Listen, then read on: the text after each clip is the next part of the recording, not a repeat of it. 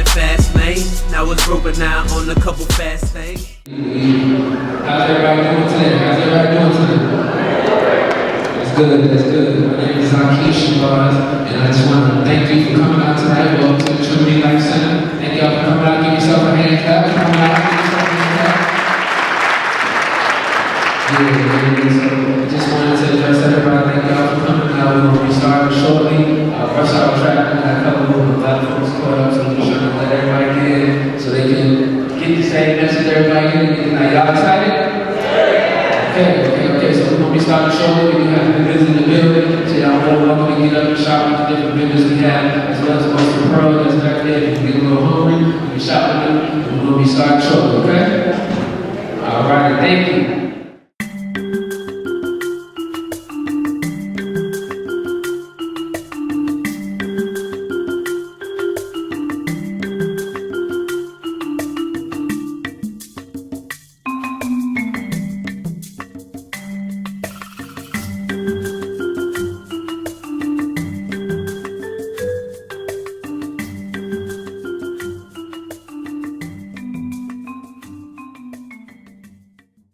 Thank you for coming out. I had a cultural project, Everyday Connections, and thank you for coming out.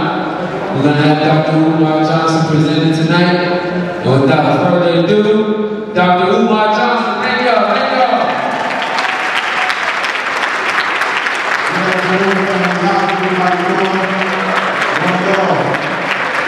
Richmond, it's been a long time. But let me get into my message, family, and I want to start with the parents, because I know a lot of you have children. And since I've made my name as a school psychologist, I think it's only right that I start with the babies.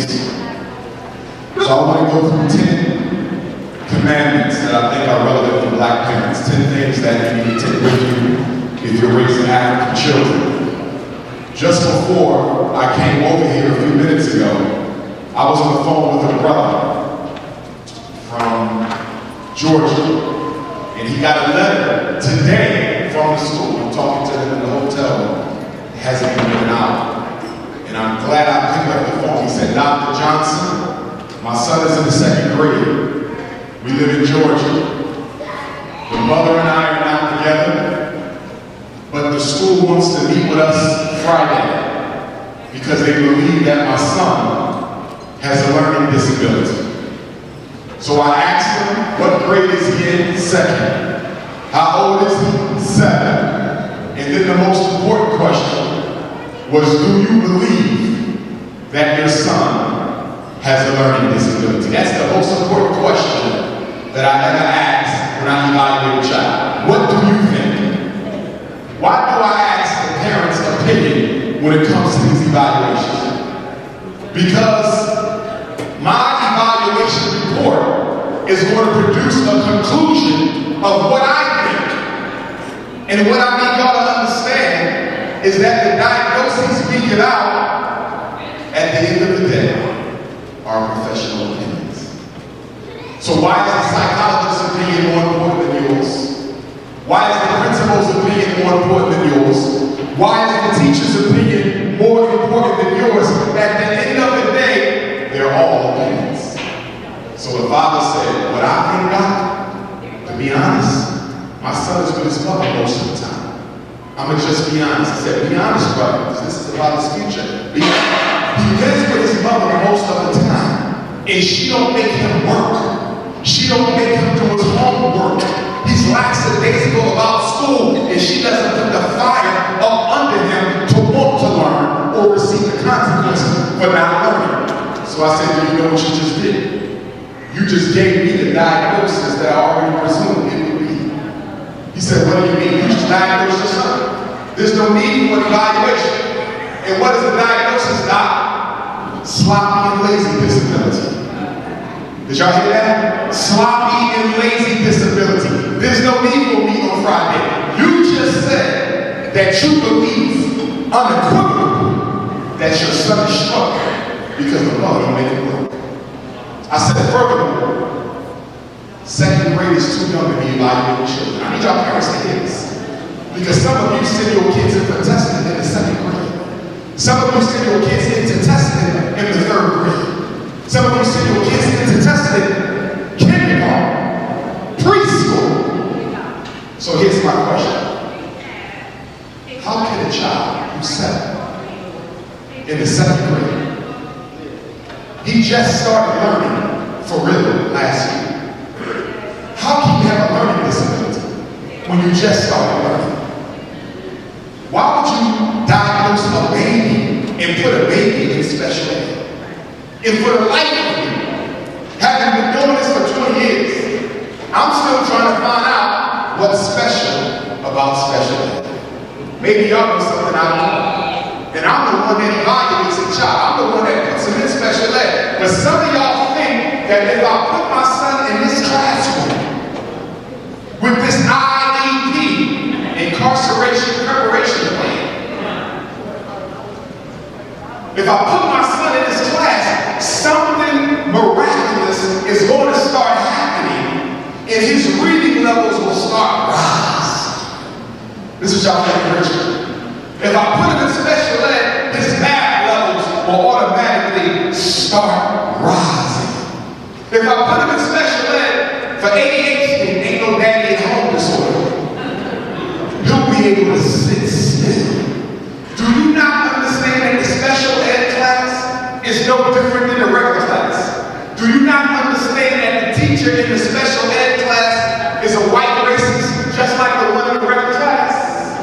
In fact, special ed is worse. Why? Because now you can justifiably not teach him. Why? Because he has a label now. See, the regular ed didn't have no label. In regular ed, you was expected to make sure he learned. But now he's a special learner. So when he doesn't improve in reading, guess what? He's learning this year. He doesn't improve in math, guess what? He's mentally retarded. His grades don't go up, he got ADHD. So now they got an excuse that they can use in special ed that they couldn't use in regular ed. But here's the thing, parents. Is there special ed at the job? Is there special ed in the military?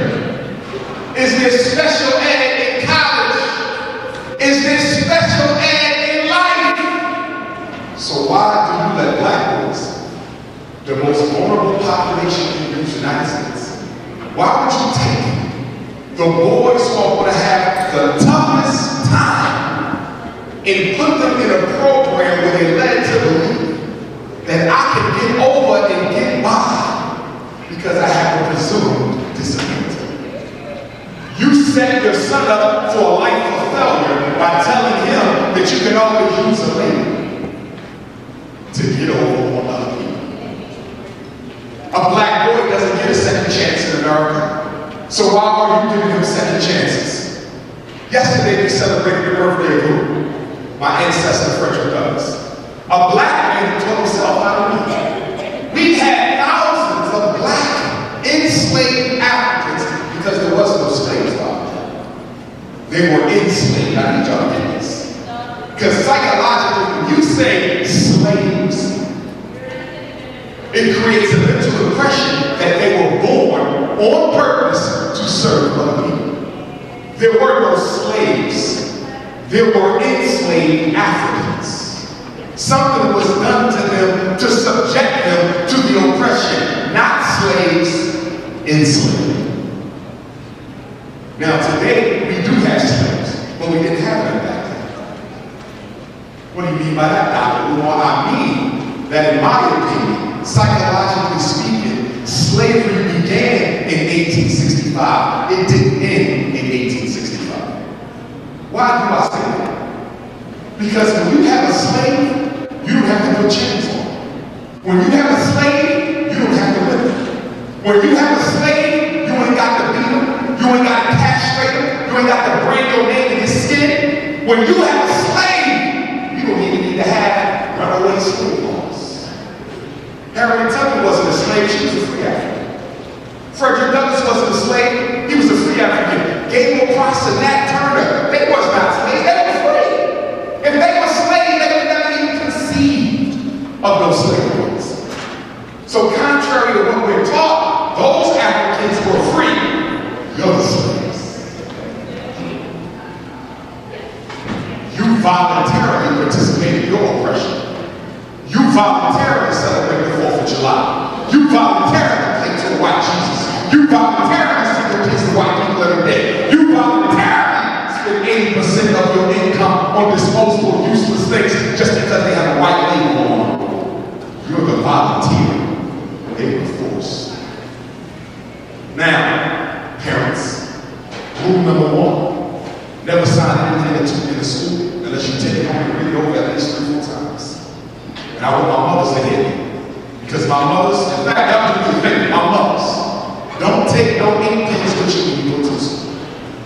Because y'all love to sign paperwork before reading. I'll say it again. Black mothers will sign anything the school put in front of them and you won't even read it. Not because you don't care about your child, but because you trust the system. See, you trust the system. So since I trust the system, I don't need to read. I know whatever is on this form is in the best interest of my child. But how can you make that assumption?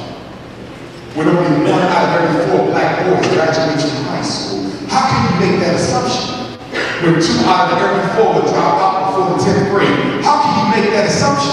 When 1 out of every 3 will be referred for special education, how can you make that assumption? When 2 out of 6 will be diagnosed with the so-called ADHD conduct disorder and put on dangerous psychiatric medications in the form of Ritalin, and Adderall, and Vyvanse, and Concerta, and Metadate, Risperdal, Depakote, Prozac, Paxil, the list goes on. How can you make the assumption that the school has your best interest at heart with the statistical data from white folk? Clearly show otherwise. We're the slaves. So you don't sign any paperwork unless you take it home and read it. That's number 1. Number 2, black parents, mothers and fathers, never let the school know that y'all can't agree on a child. Boom. They love to play the bottom line. And guess what? By law, if I'm the principal, and I am a former school principal, and we'll be again when we get FD&G, by law, as the school principal, I can side with the parent who agrees with what I want to do with the child. Did y'all hear that, black pop? So you say, I want my son on no damn medicine. But if the mother agrees with the medication, even though you don't, if you don't have a legal order from court saying that you have shared legal custody and decisions cannot be made unless both of us are present, they can legally go along with the mother. That's right. We don't need y'all to have a consensus. As a principal, I can choose either parent I want. So the one that goes along with what I want to do, that's the one whose decision I'm going to condone, sign, stand, and approve. So fathers, if you're not custodial, and you have issues with the mother, you need to get you that piece of paper from family court that says shared legal custody. All educational and medical decisions must be made by both parents, and you give a copy of that to the school so they know up front, no decisions about my son unless I'm included. And it applies for mothers too if you are non-custodial, because sometimes the father has the custody, and black fathers are the fastest growing single parents group that is increasing in terms of acquiring their children, which is exposing another stereotype that black men don't want to be around their children, but more black men are assuming physical custody of the children more than any other man in America right now. Okay? So mothers, sometimes you have to get that piece of paper that says we have to make the decisions together. So make sure y'all on the same page before y'all go to war with white supremacy. Because if y'all not on the same page before y'all go to war with white supremacy, it will expose and play both of you against each other. Rule number 3, my mothers, never let them know you're a single mother. I know that's not going to get a lot of support in the world of black reactionary feminism these days, because it's a badge of honor to be a single mother. But guess what? You wear that badge outside the school, don't wear it in the school. Why can I not tell those good white folks that I'm a single mother? Because black boys being raised by single mothers are 4 times as likely to be suspended. Black boys being raised by single mothers are 8 times as likely to be expelled. Black boys being raised by single mothers are 3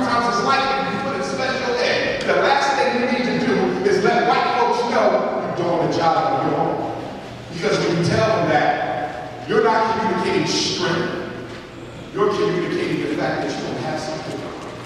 That's what you're communicating. And they will use it against you. You never tell them you're a single mom. They ask you where the father at, he might be in jail, but that's what you're going to say. He's a long-range nighttime truck driver. The reason you ain't seen my son's father is because he worked at night and he's sleeping in the day. So I take care of all the business in the daytime. I'm serious about that. The greatest trick the devil ever pulled was convince black people that white supremacy does not exist. In conclusion, my ancestor whose birthday was celebrated yesterday, Frederick Douglass. Then they said I wasn't really practicing. I ain't got no degrees. I ain't no psych. I ain't related to Fred. I stole the money. Then somebody said my father was white.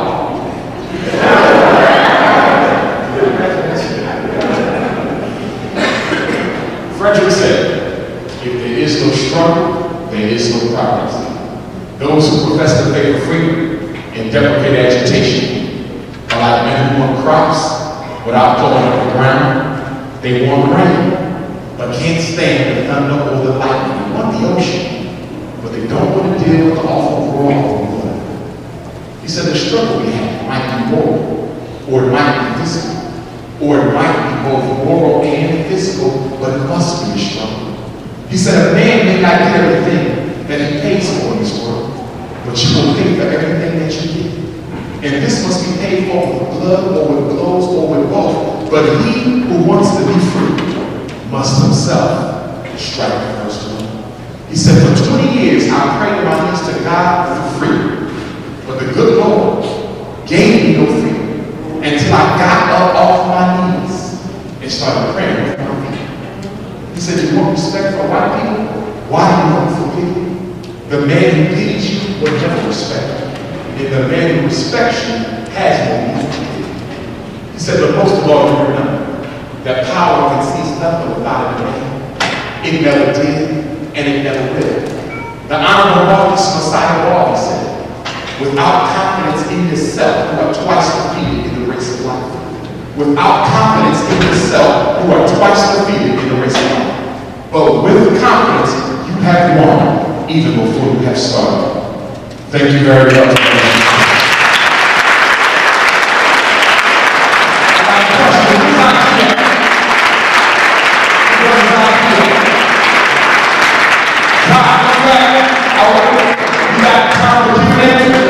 So on that note, we're going to close out. Make sure y'all support the business. I want everybody to watch something over in the minute. I got Elder Khalifa over there. You got the brothers and sisters over there. Don't forget the ones over here. Y'all see I'm bling bling tonight, so make sure you get your bling bling. Brother even told me how copper can get rid of infection in the body. I didn't even know that. So get your copper piece. Especially my sisters in the South there, get your copper piece. If you want to take a picture of the books over there, you can use credit card. I got hoodies.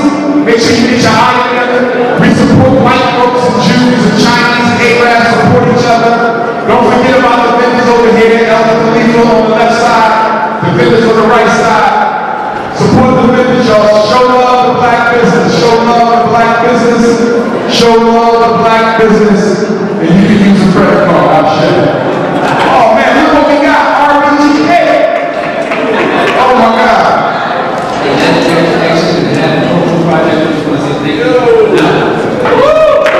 I need a picture. I ain't never had an RBGK. Who can take this for me, please? Over here. I can't hear the focus again.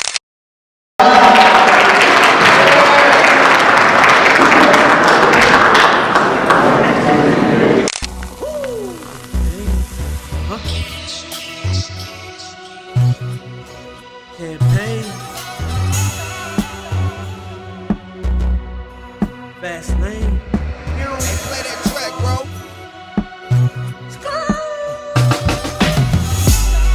Living life in the fast lane. Now it's broke, but now on a couple fast things. The hoes of me make them wanna take their last name. Was brewed up, now it's bottles of the champagne.